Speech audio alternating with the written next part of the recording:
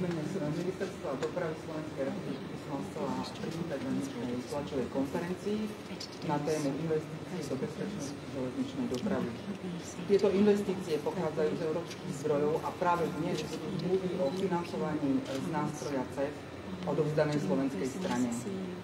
Dovolte mi privítať medzi nami pani Denisu Žilákovú, štátnu tajomníčku Ministerstva dopravy, pani Magdalénu Kopčínsku, generálnu riaditeľku DG z Európskej komisie, pána Petra Helexu, generálneho riaditeľa železničnej spoločnosti Slovensko, pána Ivana Bednárika, generálneho riaditeľa železníc Slovenskej republiky a pána Miroslava Hoptu, člena predstavenstva železničnej spoločnosti Cargo Slovakia. Ďakujem, že ste tu dnes s nami a teraz odovzdávam slovo pani štátnej tajomníčke Denise Žilákovej. Nech sa páči. Takže dobrý deň, vážené dámy, vážení páni. Dnes je ten deň, kedy nám Európska komisia odovzdá podpísané zmluvy v hodnote 135 miliónov eur na modernizáciu železníc a ďalšie projekty. V prvom rade chcem povedať, že sme extrémne vďační Európskej komisii, konkrétne direktorátu pre transport, pre dopravu DG Move a generálnej riaditeľke Magde Kopčínskej aj týmu za naozaj veľkú pomoc pri príprave týchto projektov a pri jednotlivých diskusiách a naozaj sme veľmi vďační. Slovensko dostalo výnimočne veľkú obálku, teda porciu z obálky z minuloročnej výzvy. Je to až 8% celkovej obálky, čo pri súťaží 27 krajín, ktoré naozaj súťažili o tieto peniaze, je naozaj až výnimočná suma. Tieto financie, chcem povedať, je to nenávratný finančný príspevok, je to grant, nie je to pôžička. Slovensko v tomto prípade tieto finančné prostriedky môže využiť grantovo a nemusí nič vracať. Čiže v dobe konsolidácie a veľmi náročného rozpočtového obdobia je to výnimočná pomoc a veľká investícia. Tieto finančné prostriedky pôjdu do dvoch smerov, do dvoch oblastí. Tá prvá je tzv. Modernizácia železničných tratí, ktorú samozrejme celé Slovensko potrebuje. Železničná doprava je vysoko ekologická, zvyšuje dostupnosť a konkurencieschopnosť ekonomiky v celej Európe a samozrejme na Slovensku. Čiže ja zopakujem, ide o modernizáciu dvoch tratí. Jedna trať sa nazýva Spišská Nová Ves, Spišské Tomášovce, ktorá leží na koridore Rín-Dunaj. Je to koridor, ktorý vchádza smerom na Ukrajinu, čiže v tejto situácii je naozaj veľký význam zmodernizovať železničnú trať medzi Žilinou a Košicami na rýchlosť 160 km za hodinu. Druhá trať, ktorá sa zmodernizuje z týchto peňazí, je trať Čierna nad Tisou Košice. V tomto prípade nám Európska komisia zafinancuje kompletnú prípravu, to znamená projektovú dokumentáciu a trakčnú meniareň v Rúskove a výhybňu v Barci, čo predstavujú tiež dôležité veci pre tzv. Priepustnosť dopravy a pre bezpečnosť. Druhou veľmi dôležitou témou, ktorú nám Európska komisia týmto momentom zafinancuje, je tzv. Posilnenie bezpečnosti v železničnej doprave.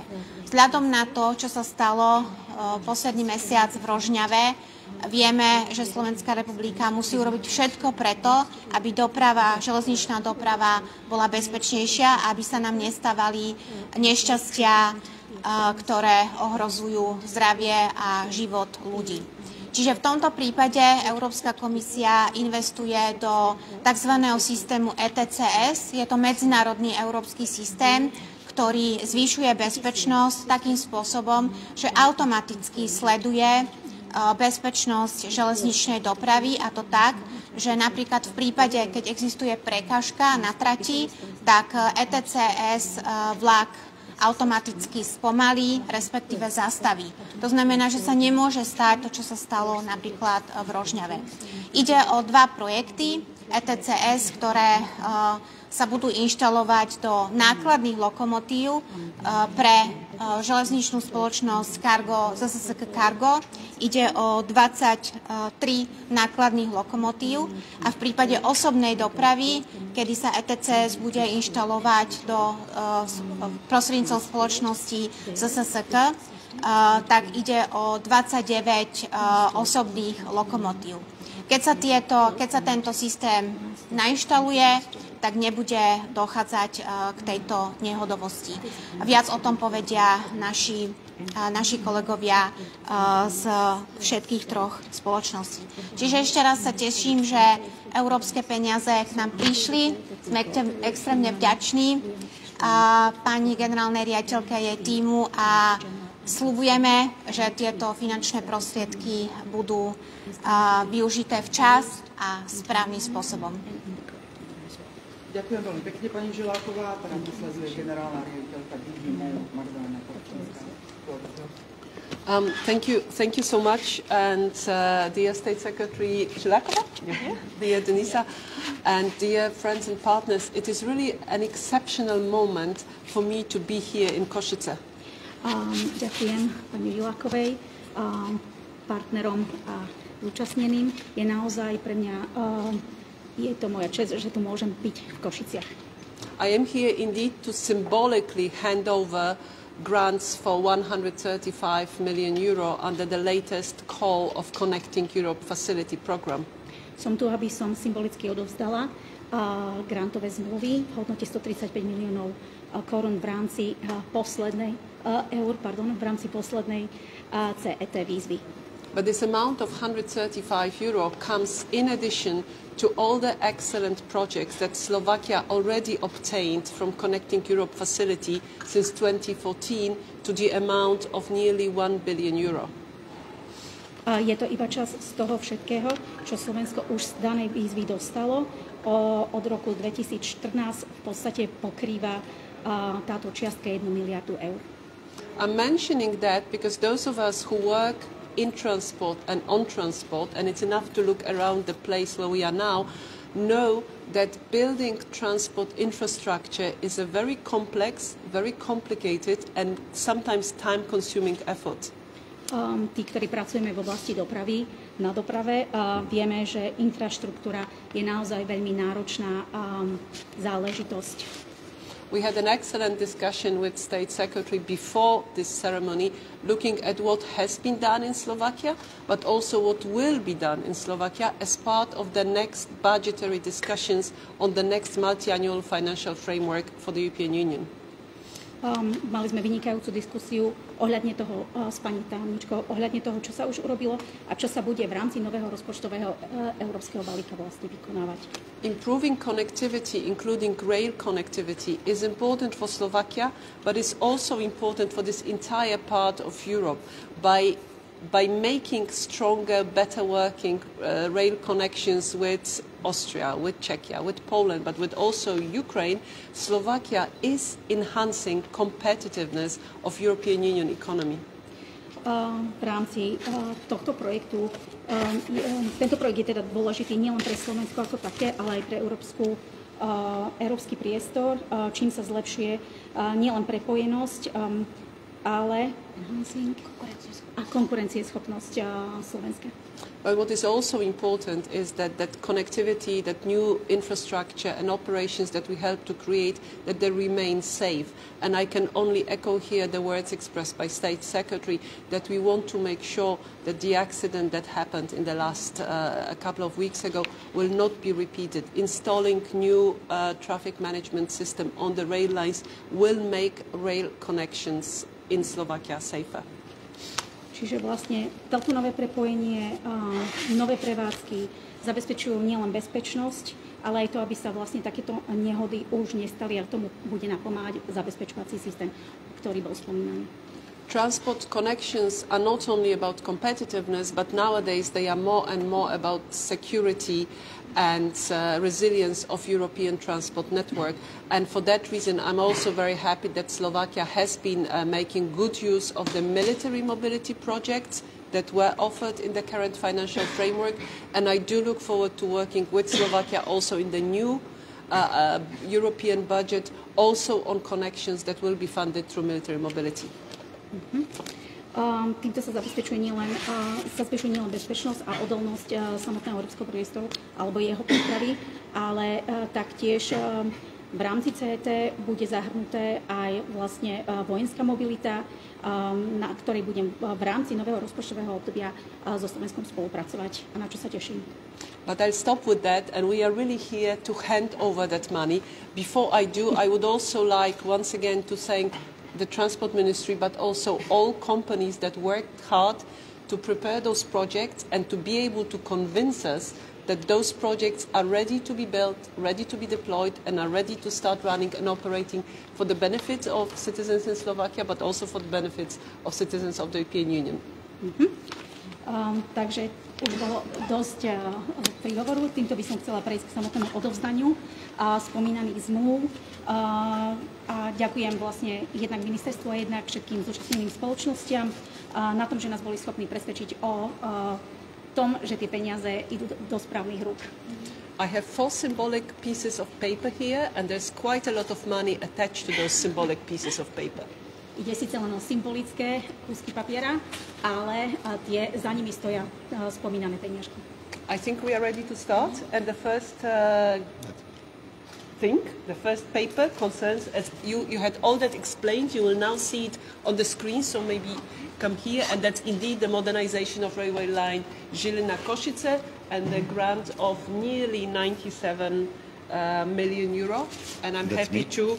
I don't know. Okay. So this goes to you. We'll take a photo here.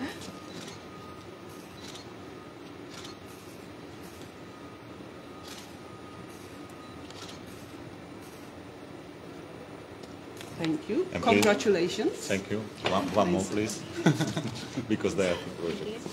And there is indeed another envelope that goes to you. I just need to. It is there. Yeah. And that concerns upgrade of the railway line Košice-Černá na Tiso, 27 million euro. And as you can tell, it is a complex upgrade. It will require a lot of preparation, but once it's done, I hope it will be an even more efficient connection line that we'll see working here. And directly to Ukraine.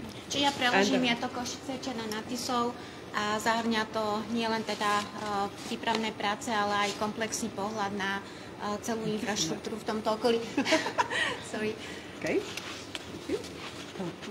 Need to be the picture.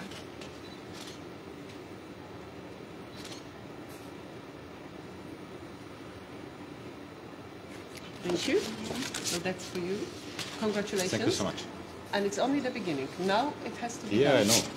And maybe I will have a space to tell something about it, of course. And the third one?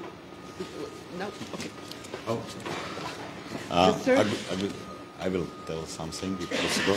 Okay. Ak by som mohol poďakovať, lebo skutočne 124 miliónov eur nám už dávno nikto nedaroval a to božne ešte tá predstava, že Európska komisia má rada zrazu Slovensko, lebo sme konkrétne na infraštruktúrne projekty, ako spovedala pani štátna tajomníčka, nie, že dostali 8%, z celkového balíku sme dostali 8%, ale z infraštruktúrnych projektov sme uspeli v 1/8.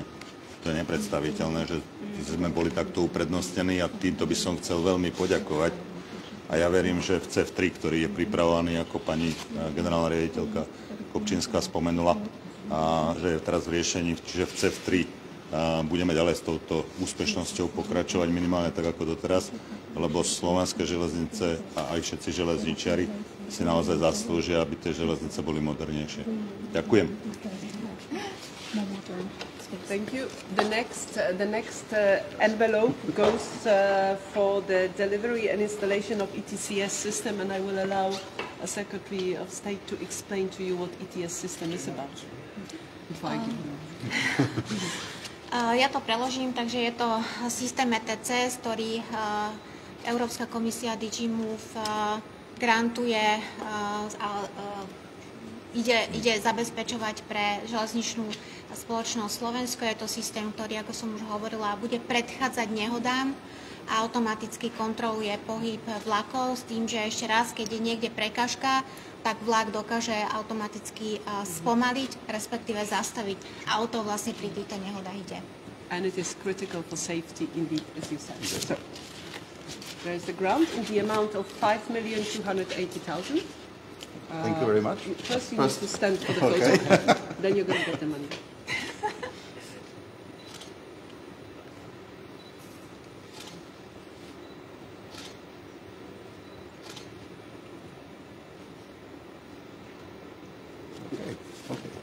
Thank you so much. And now it's yours. Thank you very much.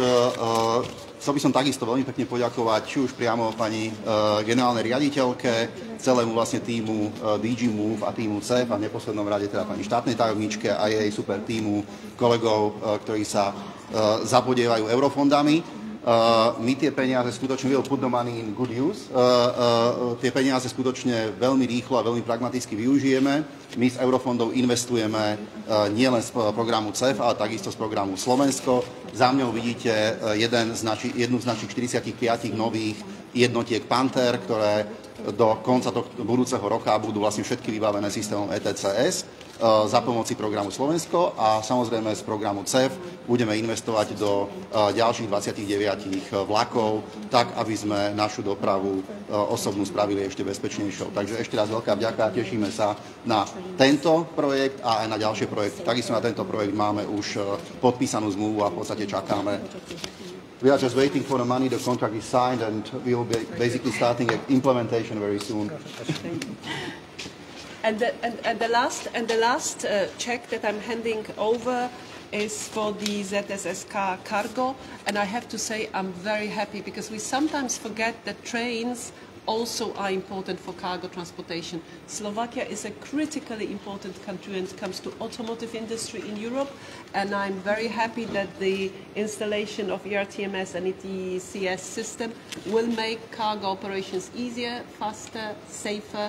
So congratulations, 5,680,000 euro heading to your direction. Ja preložím, takže pani generálna riaditeľka hovorí, že niekedy zabúdame, že nielen osobná doprava, ale nákladná doprava je veľmi dôležitá a práve v kontexte, že Slovensko je automobilová veľmoc. Čiže naozaj v tomto kontexte je veľmi dôležité ju podporiť a preto odovzdáva tento grant práve z ZSSK Cargo.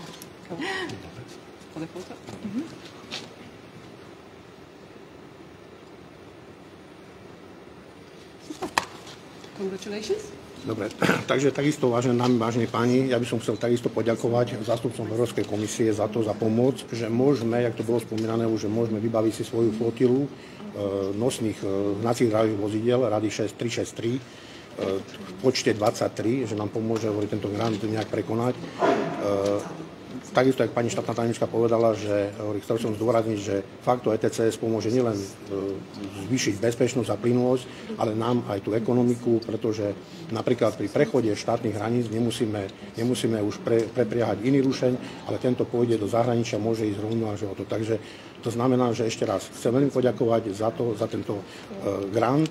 Takisto chcem poďakovať zástupcom ministerstva dopravy, hlavne pani štátnej tajomničke, že nám pomohli s prípravou podkladov, s radami, aby sme boli úspešní v tomto grante. Ešte raz veľmi ďakujem.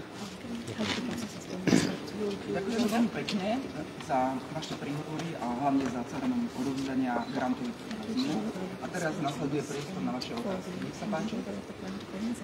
Poďte ku mne, takto zase, že keď budú otázky, sú nejaké.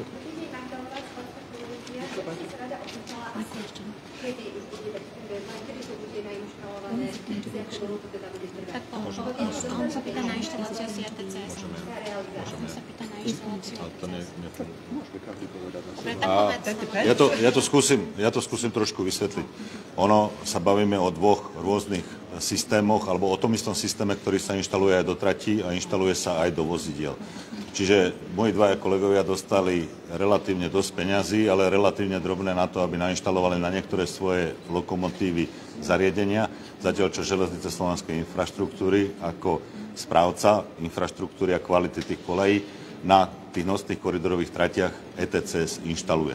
To znamená, to je rozdiel medzi čítačkou v trati a medzi čítačkou na lokomotíve a tie cenovky, ktoré sú na to potrebné, sú astronomické, ale bez podpory CEFu alebo Európskej únie alebo Európskej komisie sú v našich reáliách nerealizovateľné. To si uvedomuje teda aj Brusel a za to vypisuje na toto výzvy a granty.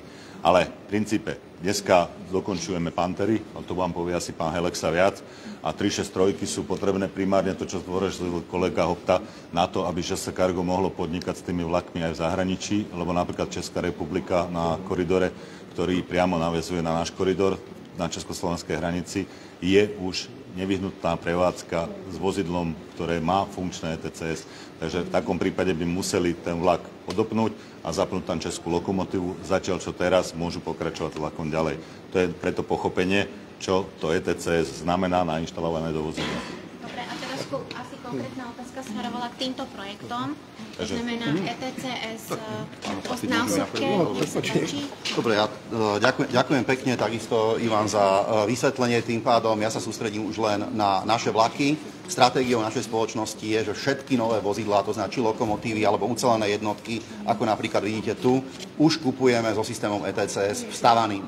Potom máme pochopiteľne niektoré vlaky, ktoré sú ešte relatívne moderné, nové, ktoré boli v minulosti bez tohto systému zakúpené. Chceme si tieto vlaky ďalej ponechať a tieto vlaky dovybavujeme týmto systémom dodatočne.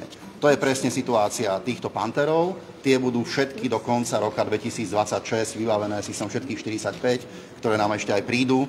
Vlastne v priebehu roka 2026 budú vybavené systémom ETCS. A čo sa týka využitia grantovej schémy v rámci CEFu, tak tam očakávame takisto v priebehu budúceho roka, že vlastne všetkých 19 plus 10 bude vybavených systémom ETCS. Do konca roka 2026. Odpoveď bola, že tento projekt ETCS za 5 miliónov, ktoré dostáva ZSK, tak tie budú vybavené do konca roka. To znamená do konca 26. roka 2026. Nech sa páči. Má to priamu príčinu súvislosť s tým, že prečo Prešovský kraj nemá nasadené tieto nové vlaky, ktoré boli kúpené za týmto účelom práve na obsluhu vo verejnom záujme, lebo tam nie je funkčné ETCS. Ten nový predpis na nové vozidlá, ktoré boli vyrobené po roku 2023 alebo 2022 od septembra, je povinnosť. Nemôžete ho pustiť na koridor, kde máte funkčné ETCS, práve tú čítačku, nemôžete pustiť nové vozidlo, ktoré ho nemá. Takže z toho dôvodu na východnom Slovensku tie vlaky nejazdia. To nie je za to, že by niekto sa hneval na východňarov. Je to proste vec, ktorú Európska komisia rozhodla a nariadila a od toho momentu si uvedomilo ZSK, že aj keď sú to nové vlaky tiež nakúpené z európskych zdrojov, musia mať... Ja ich tam nemôžem pustiť, lebo by som porušil predpisy. Tak to je len pre pochopenie. Tam nešlo naozaj o nejaký trúcpodnik smerom na východné Slovensko, ale išlo o túto požiadavku, ktorú musia oni naplniť a tu prebieha konkrétne inštalácia toho, aby tie Pantery mohli byť nasadené práve na východnom Slovensku. Dobre, a teraz odpoveď na Cargo, kedy my za železničnú spoločnosť Cargo, my by sme začínali rokom 2026, to znamená, mal by byť hotový prvý prototyp.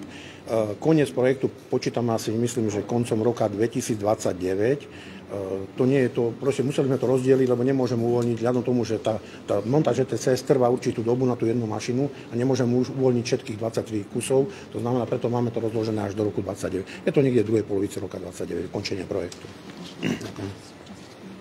A teraz ešte asi otázka, lebo nebolo to len ETCS, bolo to asi aj k modernizácii.